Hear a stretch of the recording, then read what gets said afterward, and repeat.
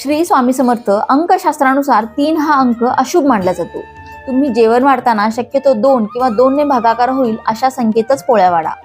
हिंदू शास्त्रात जेव्हा एखाद्या माणसाचे निधन होते तेव्हा त्याच्या नावे 13व्याचे विधी केला जातो। यावेळी त्रयोदशीला 3 पोळ्या वाढण्याची पद्धत आहे। म्हणून तुम्ही जेवण देताना ताटात 3 पोळ्या कधीच वाढू नका। 3 पोळ्या वाढल्यास त्या जेवणाऱ्या व जेवू घालणाऱ्या व्यक्तीमध्ये वाद होऊ शकतो। 3 हा शत्रुत्वाचा अंक म्हणूनही ओळखला जातो। आहार तज्ञांच्या माहितीनुसार 3 पोळ्या वाढल्यास पोटाची भूक सुद्धा भागत नाही। यानंतर तुम्ही भात खाण्याची इच्छा करू शकता। शरीराला पुरेपूर पोषण मिळावे यासाठी 2 पोळ्या व वाटीभर भात उत्तम ठरतो। भात वाढताना पण एकच चमचा भात कधीही वाढू नये।